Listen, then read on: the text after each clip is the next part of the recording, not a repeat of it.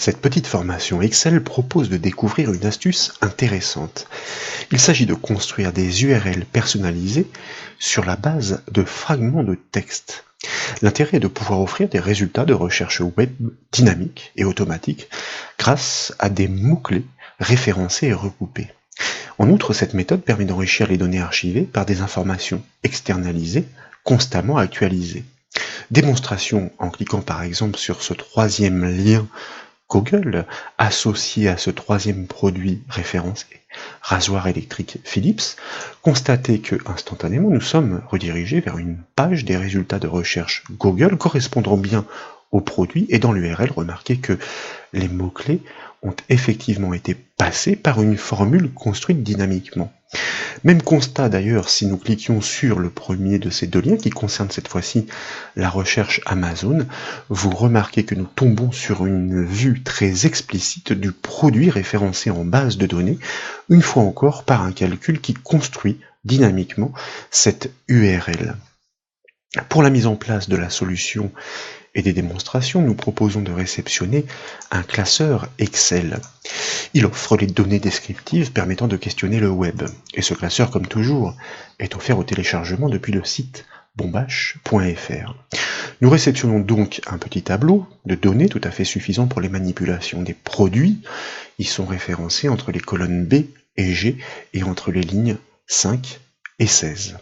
Ces articles sont identifiés dans une catégorie mentionnés en colonne B, ils sont repérés par une marque inscrite en colonne C. Nous trouvons ensuite la désignation et le prix. Cette désignation décrit le produit par définition. Nous devons exploiter ces mots-clés pour produire une recherche web associée par calcul Excel. Et il apparaît important d'y inclure l'information, bien sûr, sur la marque par concaténation donc. Excel propose une fonction tout à fait inhabituelle et fort utile qui se nomme lien hypertexte. En premier argument, nous devons lui indiquer l'adresse à atteindre au clic sur l'information encapsulée dans la cellule. Et pour un affichage explicite, en deuxième argument facultatif, nous pouvons mentionner le texte à inscrire à la place de l'URL. Pour produire des URL pertinentes et fonctionnelles, il est tout d'abord important de remarquer le mode de construction de certains moteurs de recherche. Nous suggérons donc d'exploiter les résultats offerts par deux piliers du web, Amazon et Google. Si nous réalisons des recherches, en l'occurrence ici nous allons exploiter celles que nous avons produites dynamiquement, eh bien nous pouvons constater qu'une URL personnalisée a automatiquement été construite. En consultant la barre d'adresse, vous remarquez la présence d'une partie fixe qui est enchaînée par l'énumération des mots-clés de recherche. Pour produire dynamiquement des résultats de recherche depuis une base de données Excel, nous devons nécessairement préfixer chaque URL de cette partie fixe que nous allons donc prélever jusqu'au symbole égal. Ensuite, doit intervenir la fameuse énumération des mots-clés, et chacun, comme vous le remarquez, doit être séparé d'un autre par le symbole plus. Si nous faisons les remarques depuis les résultats du moteur de recherche Google, et bien finalement la sentence est la même, nous avons bien une partie fixe jusqu'au symbole égal, et puis vient l'énumération de ces mots-clés qui sont tous séparés les uns des autres par le symbole plus. C'est donc dans le premier argument de la fonction Excel lien hypertexte que nous devons reconstruire ces adresses. Il s'agit d'assembler une partie statique stricte à une partie dynamique nourrie des informations du tableau de données. Néanmoins, des fonctions de traitement de texte s'avèrent nécessaires. Les désignations des articles sont parfois longues et je vous propose de le constater comme vous pouvez le voir pour certaines. Nous devons donc limiter l'énumération des mots-clés. Le cas échéant, nous risquerions de noyer le thème essentiel de la recherche, voire de produire des recherches infructueuses. Nous exploiterons donc la fonction Excel gauche qui permet de prélever un bout de chaîne de texte en partant du début, et cette information est à renseigner en premier paramètre. En deuxième argument, il suffit de lui indiquer sur quelle longueur nous souhaitons prélever l'information de ces mots-clés. De même, les espaces doivent être remplacés, comme nous l'avons vu, par des symboles plus afin de produire l'enchaînement des mots-clés de recherche. Donc, nous exploiterons la fonction Excel substitut que nous avons déjà utilisée.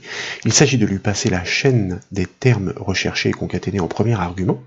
En deuxième paramètre, nous devons lui indiquer le texte à remplacer, en l'occurrence l'espace ici, puis en dernier argument, nous devons lui préciser le terme de remplacement, le symbole plus, donc.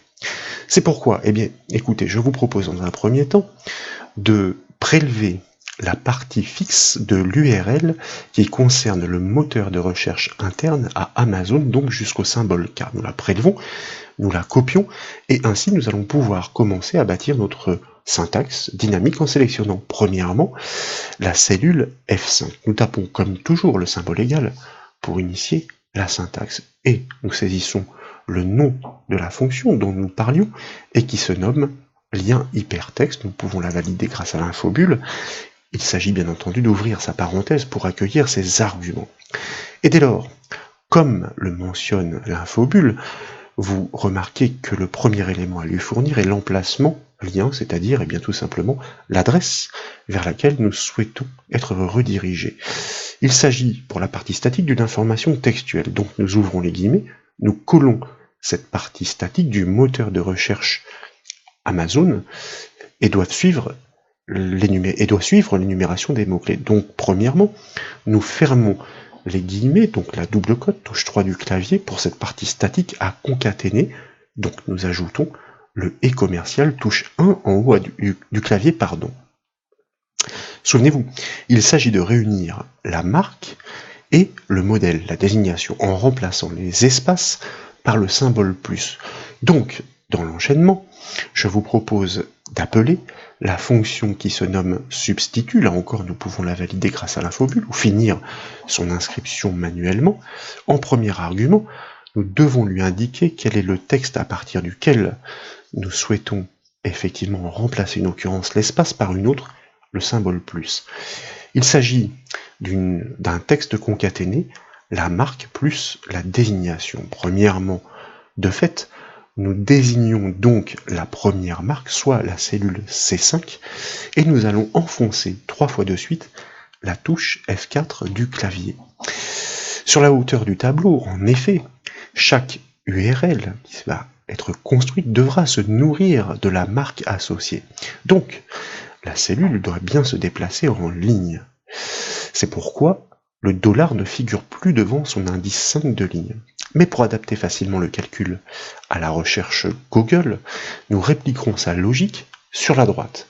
Et son URL devra bien pointer toujours sur la même cellule de la marque. De fait, la colonne ne doit pas se déplacer, ce qui justifie la présence du dollar devant son indice C de colonne.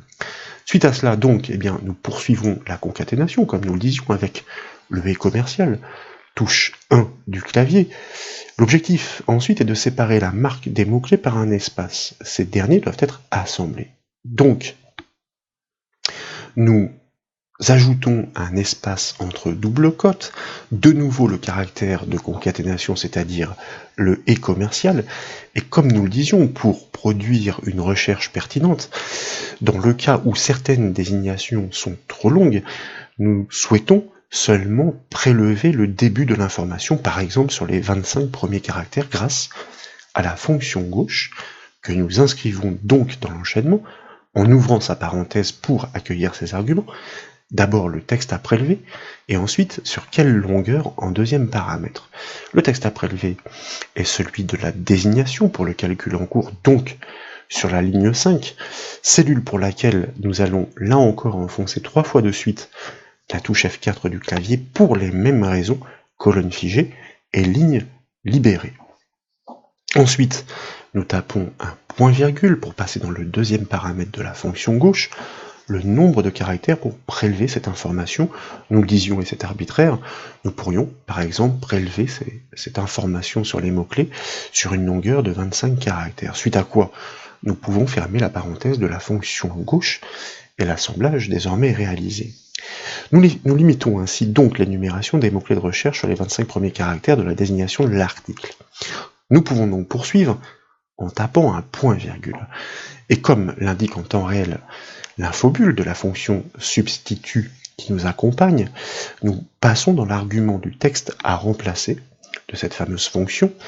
Nous l'avons dit, il s'agit de remplacer l'espace par le symbole plus, c'est le mode de fonctionnement de ces moteurs de recherche. Donc, entre double cote, entre guillemets, nous tapons un espace. Et de nouveau, nous tapons un point-virgule pour passer dans l'argument du texte de remplacement. Il s'agit du symbole plus que nous inscrivons lui aussi entre double cote, donc entre guillemets. Et dans la foulée, nous pouvons fermer la parenthèse de la fonction substitut, si bien que nous sommes de retour dans les arguments de la fonction lien hypertexte. C'est pourquoi nous tapons de nouveau un point-virgule pour atteindre son second argument, celui du nom convivial à afficher en lieu et place de l'URL qui souvent est très peu explicite. Et nous allons de nouveau, par rapport à cette désignation qui est parfois très longue, exploiter notre fonction gauche pour ne prélever qu'un bout de la chaîne afin de bien indiquer à l'utilisateur que la recherche sera dirigée précisément pour cet article sur le moteur désigné par rapport au mot-clé de la désignation. Nous cliquons donc de nouveau sur la première désignation, soit la cellule D5. Pour les mêmes raisons, une fois encore, nous enfonçons 3 fois de suite la touche F4 du clavier, si bien que seule la colonne est figée, puis nous tapons un point-virgule pour passer dans l'argument de la longueur, et cette fois-ci, eh bien, nous souhaitons restituer l'information à l'affichage, donc pour les 20 premiers caractères seulement, par exemple, et arbitrairement. Nous pouvons donc fermer la parenthèse de la fonction gauche, et nous allons nous permettre d'ajouter un dernier caractère de concaténation, donc le et commercial, pour ajouter entre double cote, entre guillemets, 3 petits points, car de cette façon, nous indiquons à l'utilisateur que l'information sur la désignation est tronquée. Sa vocation est seulement d'identifier, de repérer explicitement le lien, la fonctionnalité du lien hypertexte que nous créons. De fait, nous pouvons fermer la parenthèse de la fonction lien hypertexte qui englobe toutes les autres et valider la formule par le raccourci clavier CTRL Entrée. Ainsi, et comme vous le savez, nous conservons la cellule du résultat active. Le résultat, en l'occurrence, s'affiche aussitôt, et comme vous pouvez le voir, il s'agit bien d'un lien cliquable. Si vous pointez dessus, une infobulle apparaît, elle résume la construction de l'URL par la formule Excel. Nous demandons bien l'affichage du moteur de recherche d'Amazon avec sa partie statique, en lui passant les mots-clés de recherche issus de la base de données, donc pour ce premier article, avec la marque et la désignation, mais chacun de ces mots est séparé des autres par le symbole plus. Et si vous cliquez sur ce lien, eh bien vous constatez que vous êtes en effet redirigé vers les résultats de recherche de la page d'Amazon, et en l'occurrence, il concorde bien avec l'article associé, référencé sur la même ligne. De plus, comme cette construction est dynamique, nous n'avons plus qu'à répliquer la formule pour obtenir les liens adaptés à tous les autres articles. Donc, parfois, il peut arriver que des résultats, on va dire à notre surprise, ne soient pas tout à fait en corrélation avec la demande, peut-être parce que, par exemple, eh bien, l'enchaînement des mots-clés proposés dans l'URL n'est pas suffisante.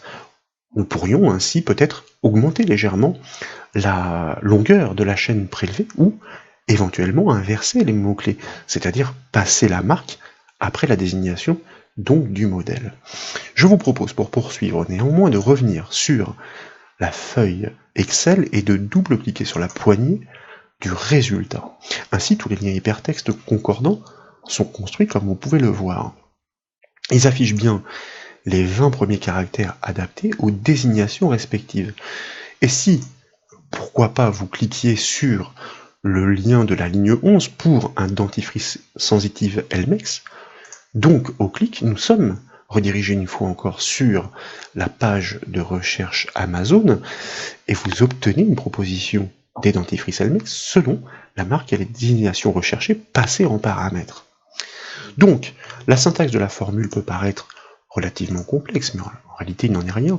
Il s'agit d'un enchaînement essentiellement de concaténation pour pouvoir passer ces bouts d'informations, de mots-clés, à la suite de l'URL statique, puisque je vous rappelle que la fonction lien hypertexte ne requiert que 2 arguments, le lien à construire dynamiquement et le nom convivial à afficher pour remplacer l'URL elle-même. Il nous reste à adapter la recherche pour le moteur Google.